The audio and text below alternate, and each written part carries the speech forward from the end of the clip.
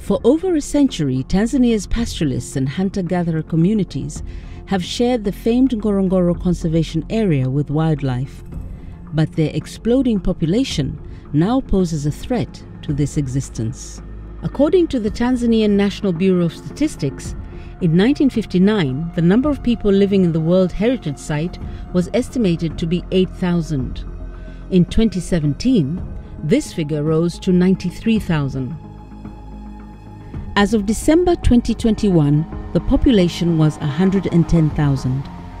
The livestock population has grown even more, from 260,000 in 1959 to 831,563 in 2017.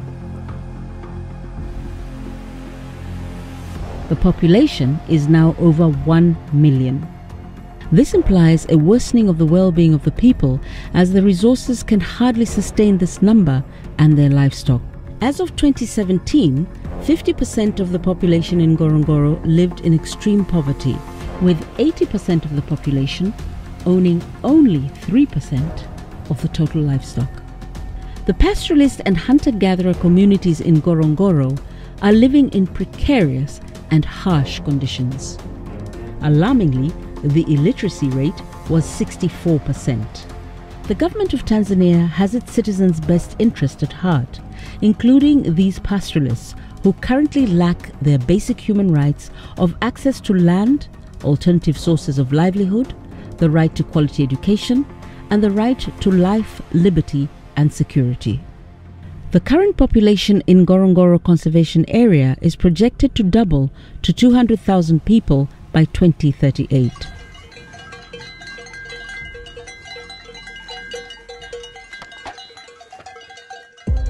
Tanzania has historically allowed pastoralists to coexist with wildlife, but currently their relationship has become less harmonious, with both animals and people attacking each other. In addition, pastoralists are causing alarming ecological and environmental damage and threatening the very existence of the surrounding wildlife.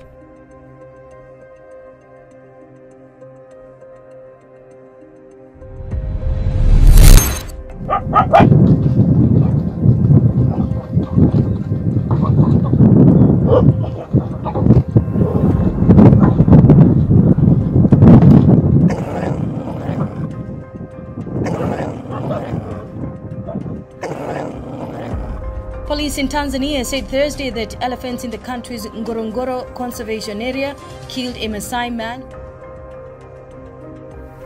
Against this backdrop, there are ongoing human-wildlife conflicts.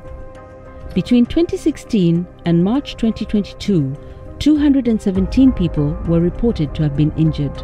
A total of 1,027 livestock and 53 people were killed.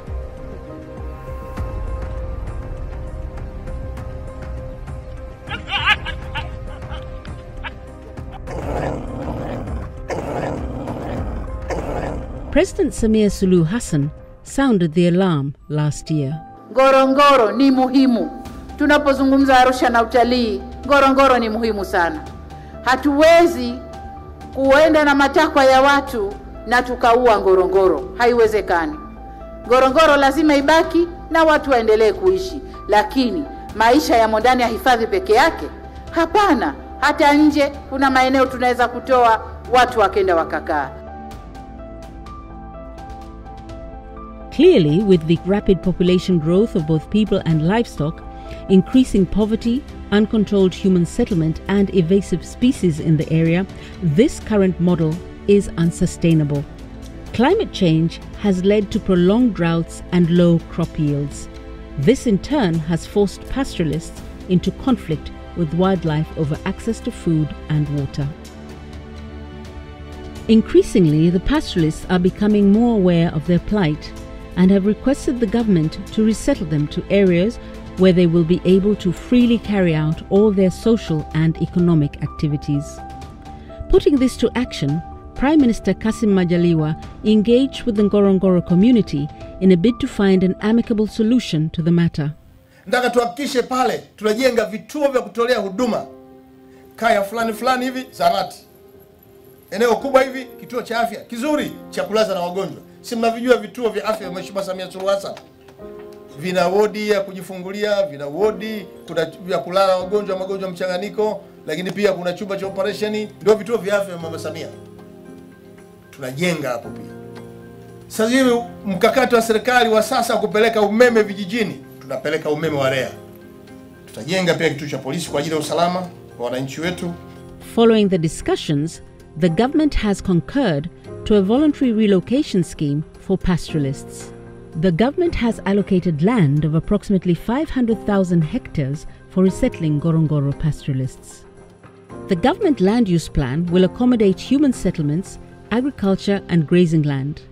And currently, a team of experts is carrying out surveys for settlements, agricultural and rangeland blocks. The government is committed to a comprehensive relocation action plan, which will cover compensation in line with the country's laws and regulations, and will also provide transport for livestock and property to the resettlement site.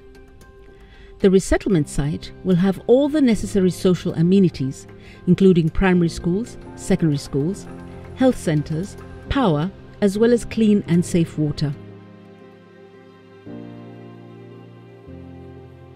Each household will receive a 3-bedroom house on 2.5 acres of land. This land will have a title deed, which means they will have legal ownership of the land. For those interested in engaging in agricultural activities, an additional 5 acres of land will be provided. Through this exercise, the government of Tanzania seeks to economically uplift the pastoralist community and restore harmony. In its voluntary relocation program, the government has been sensitive to the culture and human rights of the pastoralists and hunter-gatherer communities in an effort to minimize disruption to their way of life. It has a responsibility to secure both conservation and the welfare of its people. Without this intervention, Ngorongoro Conservation Area will be lost to the world. This will not only be unacceptable, but unthinkable. Ngorongoro Conservation Area must be allowed to thrive and maintain its natural glory for generations to come.